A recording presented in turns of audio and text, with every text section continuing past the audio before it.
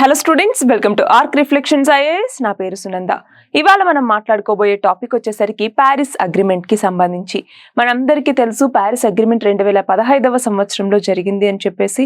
So ఈ Paris agreement జరిగి 10 ఏళ్ళు అవుతున్నటువంటి సందర్భంగా అసలు దాంట్లో పెట్టుకున్నటువంటి గోల్స్ అన్నటువంటివి మనం ఎంతవరకు రీచ్ అవ్వగలిగాము, రీచ్ అవ్వాలంటే ఏం చేయాలి, దానికి ఉన్నటువంటి ఛాలెంజెస్ ఏంటి, వే ఫార్వర్డ్ ఏంటి, ఇవన్నీ కూడా మనకి తెలియాలి.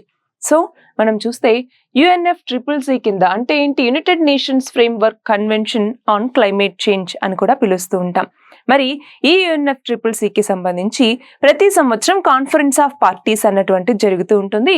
అట్లాగా 21st కాన్ఫరెన్స్ ఆఫ్ పార్టీస్ అన్నటువంటిది ప్యారిస్ లో జరిగింది. ఎప్పుడు 2015వ సంవత్సరంలో. సో ఆ టైంలో అడాప్ట్ చేసుకున్నటువంటి ఒక అగ్రిమెంట్, ఒక అకార్డ్నే మనం ప్యారిస్ అగ్రిమెంట్ అని కూడా పిలుస్తూ ఉంటాం. సో ప్యారిస్ అగ్రిమెంట్ కింద ఉన్నటువంటి లక్ష్యాలు ఏంటి, సో దీని యొక్క గోల్ ఏంటి అంటే 2100వ సంవత్సరం నాటికి ప్రీ ఇండస్ట్రియల్ లెవెల్స్ తో కంపేర్ చేసుకుంటే గ్లోబల్ టెంపరేచర్స్ 2 డిగ్రీల సెల్సియస్ కి దాటకూడదు, వీలైతే 1.5 డిగ్రీల సెల్సియస్ లోపే ఉంచాలి అన్నటువంటిది దీని యొక్క లక్ష్యం అన్నమాట. అంతేకాదు ఇది లీగల్లీ బైండింగ్ ఫ్రేమ్వర్క్. సో దేశాలన్నీ కూడా ఇవి పాటించాలి అన్నట్టుగా. ఇది మాత్రమే కాదు, ఫస్ట్ యూనివర్సల్ క్లైమేట్ డీల్ కూడా ఈ యొక్క ప్యారిస్ అగ్రిమెంట్ అన్నటువంటిది. సో దీని కింద ప్రతి దేశం కొన్ని NDCs, నేషనల్లీ డిటర్మైన్డ్ కాంట్రిబ్యూషన్స్ అని పెట్టుకుంటుంది. వాటిని అచీవ్ చేయడానికి ఆ దేశాలన్నీ కూడా చాలా రకాల పద్ధతుల్ని పాటిస్తూ ఉంటాయి. అయితే ఇక్కడ చూడండి, ఈ 10 years లో ప్రోగ్రెస్ ఏంటి అన్నటువంటిది చూసుకుంటే ఇప్పటికీ మనకి యునైటెడ్ నేషన్స్ చెప్తూనే ఉంది ఈ ప్యారిస్ అగ్రిమెంట్ అన్నటువంటిది సాధించటం సాధ్యం అవ్వకపోవచ్చు అని. బట్ ఈ 10 years లో ఏమేం ప్రోగ్రెస్ అన్నటువంటిది వచ్చింది అంటే చూడండి, ఏదైతే గ్లోబల్ వార్మింగ్ అన్నటువంటిది 4 degrees నుంచి 5 degrees కి పెరుగుతుంది అనుకున్నామో అది 2 degrees నుంచి 3 degrees కి పెరగగలిగింది. సో ఇది కొంచెం అచీవ్మెంట్ అన్నట్టుగా మనం చెప్పొచ్చు. రెండవది వచ్చేసరికి ఫాజిల్ ఫ్యూయల్స్ నుంచి నాన్ ఫాజిల్ ఫ్యూయల్స్ వైపుకి, రెన్యూబుల్ ఎనర్జీ ఫ్యూయల్స్ వైపుకి, అట్లానే క్లీన్ ఫ్యూయల్స్ వైపుకి ప్రపంచ దేశాలన్నీ కూడా మూవ్ అవుతూ వస్తూ ఉన్నాయి. మన భారతదేశం కూడా దీనికి ఒక మంచి ఎగ్జాంపుల్ గా చెప్పొచ్చు. అట్లానే క్లైమేట్ యాక్షన్ అన్నటువంటిది ఇప్పుడు ప్రతి దేశం కూడా తన యొక్క పాలసీల్లో ఇంప్లిమెంట్ చేస్తూ వస్తూ ఉంది. సో గ్లోబల్ గా టెంపరేచర్స్ తగ్గించడానికి చాలా దేశాలు తన యొక్క ఎఫర్ట్స్ ని సీరియస్ గా పెడుతూ ఉన్నాయి. మరి ఇక్కడ చూడండి, ఎనర్జీ ట్రాన్సిషన్ అచీవ్మెంట్స్ అన్నటువంటివి ఎలా ఉన్నాయి అంటే ప్రపంచవ్యాప్తంగా కూడా మనం చూసుకుంటే ఆ దేశాలు అన్నటువంటివి లో కార్బన్ ట్రాజెక్టరీ అంటే ఏంటి, కార్బన్ ఎమిషన్స్ ని తగ్గించడానికి ఎంతగానో కృషి చేస్తూ ఉన్నాయి.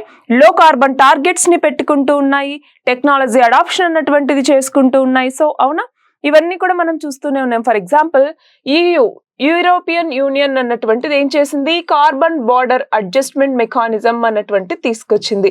సో ఆ దేశంలోకి ఎంటర్ అయ్యేటటువంటి వస్తువులు ఏవైతే ఉంటాయో వాటి మీద కార్బన్ ట్యాక్స్ ని విధిస్తుంది. సో ఇవన్నీ దేనికోసం అంటే ఆ దేశాల మార్కెట్స్ ని రక్షించుకోవటం అన్నటువంటిది ఒకటి, రెండవది లో కార్బన్ ఎమిషన్స్ అన్నటువంటివి చేయాలి అన్నటువంటిది. నెక్స్ట్ చూడండి, రెన్యూబుల్ ఎనర్జీ అన్నటువంటిది ఎక్స్పాండ్ అవుతుంది. సోలార్ కావచ్చు, విండ్ కావచ్చు, హైడ్రో కావచ్చు, ఇవన్నీ కూడా పెరుగుతూ వస్తూ ఉన్నాయి. రెన్యూబుల్ యొక్క కాస్ట్ అన్నటువంటిది కొంచెం తగ్గుతూ వస్తుంది. ఫర్ ఎగ్జాంపుల్ 2015తో కంపేర్ చేసుకుంటే ఇప్పుడు రెన్యూబుల్ ఎనర్జీ కాస్ట్ అన్నటువంటి తక్కువగా ఉంది. సో దాన్ని మరింత అఫోర్డబుల్ గా చేయటం అన్నటువంటిది ఇప్పుడు దేశాల ముందున్నటువంటి కర్తవ్యం. అట్లానే ఎలక్ట్రిక్ వెహికల్స్ యొక్క అడాప్షన్ అన్నటువంటిది పెరుగుతోంది. దానికి సంబంధించినటువంటి టెక్నాలజీ డెవలప్ అవుతోంది, ఇన్ఫ్రాస్ట్రక్చర్ అన్నటువంటిది క్రియేట్ చేయబడుతోంది.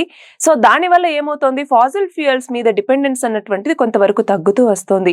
సో రెన్యూబుల్ ఎనర్జీకి మనం వెళ్ళిపోతూ ఉన్నాం. అట్లానే కోల్, ఆయిల్ ఇవన్నీ కూడా ఇంతకు ముందు యూజ్ చేస్తున్నంత ఇప్పుడు యూజ్ చేయట్లేదు, కొంతవరకు తగ్గింది. మనకు కూడా ఈ రెన్యూబుల్ ఎనర్జీ వైపు రావటం, ఎస్పెషల్లీ ఈవీస్ రంగంకి సంబంధించి మన భారతదేశం ఎంతో ప్రోగ్రెస్ ని చూపిస్తూ వస్తోంది. అట్లా మిగతా దేశాలు కూడా ఎలక్ట్రిక్ వెహికల్స్ వైపుగా మూవ్ అవ్వటం, పబ్లిక్ ట్రాన్స్పోర్ట్ కావచ్చు, అలాగే ప్రైవేట్ ట్రాన్స్పోర్టేషన్ కావచ్చు, ఇవన్నీ పెరిగే కొద్దీ ఏమవుతోంది, కార్బన్ ఎమిషన్స్ అన్నటువంటివి తగ్గుతూ ఉన్నాయి, ఎస్పెషల్లీ ట్రాన్స్పోర్ట్ సెక్టర్ కి సంబంధించి.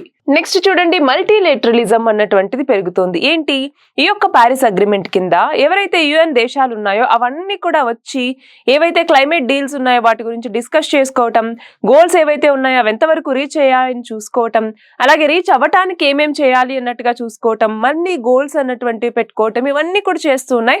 దాంతో కోఆపరేషన్ అన్నటువంటిది కూడా పెరుగుతూ ఉంది.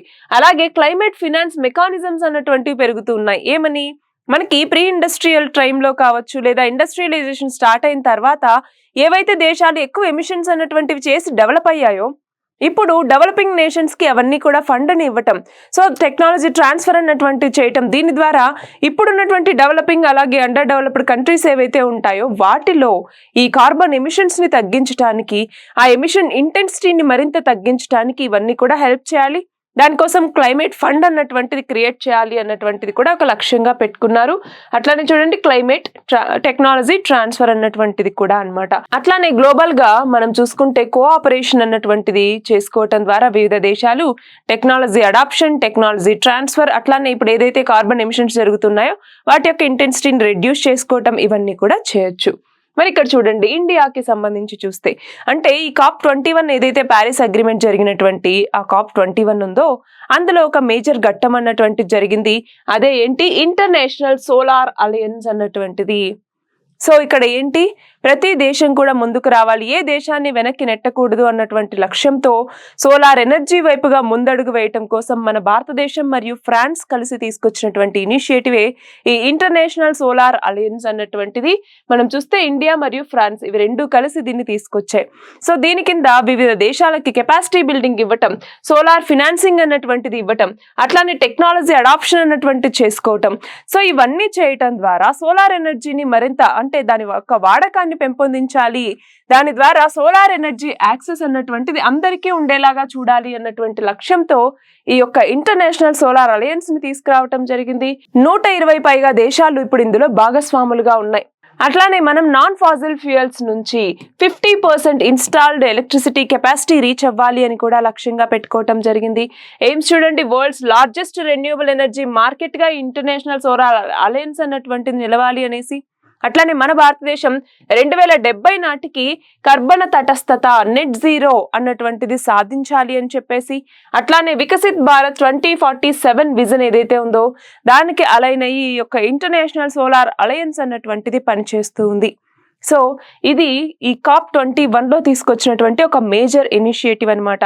ఏ దేశాలు, మన భారతదేశం అలాగే ఫ్రాన్స్, ఇవి రెండు కూడా. నెక్స్ట్ చూడండి సిగ్నిఫికెన్స్. అసలు ఈ COP21 యొక్క సిగ్నిఫికెన్స్ ఏంటి అంటే మల్టీలేటరలిజం అన్నటువంటిది గ్లోబల్ గా ఎలా వర్క్ అవుతుంది అన్నటువంటిది మనకి తెలిసి వచ్చింది. అంతేకాదు మల్టీలేటరలిజం అంటే ఇప్పుడు అన్ని దేశాలు కలిసి కోఆపరేట్ చేసుకుంటూ ముందుకెళ్ళినప్పుడు క్లైమేట్ గోల్స్ ని మరింత ఈజీగా సాధించవచ్చు అన్నటువంటిది అర్థమైంది. అట్లానే క్లైమేట్ ఫ్రెండ్లీ ఇండస్ట్రీస్ అన్నటువంటివి క్రియేట్ చేసుకోవటం అన్నటువంటిది, అట్లానే energy security, economic modernisation, sustainable development సాధించడం. సో ఇవన్నీ కూడా దేశాలన్నీ కలిసికట్టుగా ఉండి ముందుకెళ్తే త్వరగా సాధించవచ్చు, లక్ష్యాలను కూడా సాధించవచ్చు అన్నటువంటిది. బట్ దీంట్లోనూ కొన్ని ఛాలెంజెస్ ఉన్నాయి. ఎట్లాగా, ప్రస్తుతం ఏవైతే క్లైమేట్ ప్లెడ్జెస్ అన్నటువంటి వివిధ దేశాలు పెట్టుకున్నాయో ఇవి ఏదైతే 2100వ సంవత్సరం నాటికి గ్లోబల్ టెంపరేచర్స్ ని 2 డిగ్రీ సెల్సియస్ కన్నా ఇంకా తక్కువకు పరిమితం చేయాలని పెట్టుకున్నటువంటి లక్ష్యాన్ని సాధించేలాగా అయితే లేవు. సో ఆ లక్ష్యం అన్నటువంటిది సాధించడానికి చాలా ర్యాపిడ్ గా మనం ఇనిషియేటివ్స్ అన్నటువంటి ప్రమోట్ చేసినా కూడా కష్టమే అన్నటువంటిది ఒకటి. రెండవది క్లైమేట్ ఫినాన్స్ గ్యాప్స్ అన్నటువంటివి ఉన్నాయి. సో ముందేమనుకున్నారు, $100 బిలియన్ పర్ ఇయర్ కమిట్మెంట్ అన్నటువంటిది ఉండాలి డెవలప్డ్ నేషన్స్ డెవలపింగ్ నేషన్స్ కి ఇవ్వటానికి అన్నట్టుగా. బట్ ఈ గోల్ అన్నటువంటిది రీచ్ అవ్వట్లేదు. సో ప్రతి కాప్ లోనూ దీనికి సంబంధించినటువంటి డిస్కషన్స్, డిబేట్స్ అవుతున్నాయి కానీ ఫైనలైజేషన్ అన్నటువంటిది అవ్వలేదు. అట్లానే డెవలపింగ్ కంట్రీస్ మరియు ఐలాండ్ నేషన్స్ ఏవైతే ఉన్నాయో వీటి యొక్క వల్నరబిలిటీ అన్నటువంటిది చాలా ఎక్కువగా ఉంది. For example island nations climate change వల్ల ఏమవుతోంది, గ్లోబల్ గా టెంపరేచర్స్ అన్నటువంటి పెరుగుతూ ఉన్నాయి, సీ లెవెల్ అన్నటువంటిది రైజ్ అవుతోంది. దాంతో ఈ ఐలాండ్ నేషన్స్ అన్నటువంటివి ఎన్నో రకాల ఇబ్బందులను ఎదుర్కొంటున్నాయి. ఫోర్స్డ్ మైగ్రేషన్ అన్నటువంటిది జరుగుతోంది. సో ఇవన్నీ ఎదుర్కొంటూ ఉన్నటువంటి నేపథ్యంలో ఈ యొక్క దేశాలని కూడా పరిగణలోకి తీసుకుని ముందుగానే చర్యలు తీసుకోవటం కావచ్చు, ఫండింగ్ అన్నటువంటిది ఇవ్వటం కావచ్చు, ఇలాంటివన్నీ చేయాల్సిన అవసరం ఉంటుంది. అట్లానే ఎకోసిస్టమ్ డిగ్రేడేషన్ అంటే ఏంటి, ఇప్పుడు మనం డెవలప్మెంట్ అని చెప్పేసి ఇష్టం వచ్చినట్టుగా ఎకోసిస్టమ్ ని నాశనం చేస్తూ ఉన్నాము. అలా నాశనం చేయటం వల్ల ఏమవుతుంది, మరింత డిగ్రేడేషన్ అన్నటువంటిది కలుగుతుంది. సో ఫారెస్ట్ ఎకోసిస్టమ్స్ అన్నటువంటివి నాశనం అయిపోతున్నాయి, మెరైన్ ఎకోసిస్టమ్ పాడైపోతుంది, మ్యాంగ్రోవ్స్ పాడైపోతున్నాయి, ఓషన్ ఎకోసిస్టమ్ అన్నటువంటిది మనకి దెబ్బతింటుంది. సో ఇవన్నీ జరుగుతూ ఉన్నటువంటి నేపథ్యంలో వీటిని రీస్టోర్ చేయాలి. మనకైతే ఆల్రెడీ డిగ్రేడెడ్ ల్యాండ్ కి సంబంధించి యుఎన్సిసిడి అన్నటువంటిది ఉంది. సో డిగ్రేడేషన్ ని తగ్గించాలి 30% అన్నట్టుగా వివిధ రకాల గోల్స్ ని పెట్టుకున్నాం అనమాట. సో వాటిని ఎంతవరకు రీచ్ అవ్వగలుగుతూ ఉన్నాము, ఎంతవరకు ఆ డిగ్రేడెడ్ ల్యాండ్ ని రీస్టోర్ చేయగలుగుతున్నాము, ఎంతవరకు మనకున్నటువంటి వెట్ ల్యాండ్స్ ని ప్రొటెక్ట్ చేసుకోగలుగుతున్నాము, ఇవన్నీ కూడా చూసుకుంటూ ముందుకెళ్లాల్సిన అవసరం అన్నటువంటిది ఉంది. అట్లానే క్లైమేట్ డిస్ఇన్ఫర్మేషన్ ఏదైతే ఉంటుందో దీనివల్ల ఏమవుతుంది, ఆయా దేశాలు తీసుకునేటటువంటి పాలసీలో ఎఫెక్ట్ అన్నటువంటిది పడుతుంది. సో పాలసీస్ సరిగ్గా ఫ్రేమ్ చేయకపోతే ఏమవుతుంది, ఆ క్లైమేట్ గోల్స్ ని సరిగ్గా రీచ్ అవ్వలేము. సో దానివల్ల ఈ ఏదైతే ప్యారిస్ అగ్రిమెంట్ కింద లక్ష్యం పెట్టుకున్నామో ఆ లక్ష్యాన్ని చేరుకోవటం అన్నటువంటిది కష్టమవుతుంది. సో 2015లో ఈ కాన్ఫరెన్స్ ఆఫ్ పార్టీస్ 21 కింద తీసుకొచ్చినటువంటి మేజర్ అగ్రిమెంటే ఈ ప్యారిస్ అగ్రిమెంట్ అన్నటువంటిది. దీని కింద పెట్టుకున్నటువంటి గోల్స్ ఏవైతే ఉన్నాయో ఆ గోల్స్ ని ఈ 10 years లో ఎంతవరకు రీచ్ అవ్వగలిగాము, ఏమేం రీచ్ అవ్వాలి అన్నటువంటిది మనకు ఒక క్లారిటీ ఉండాలి. సో ఇది ఇవాల్టి మన article. All the very best and thank you very much.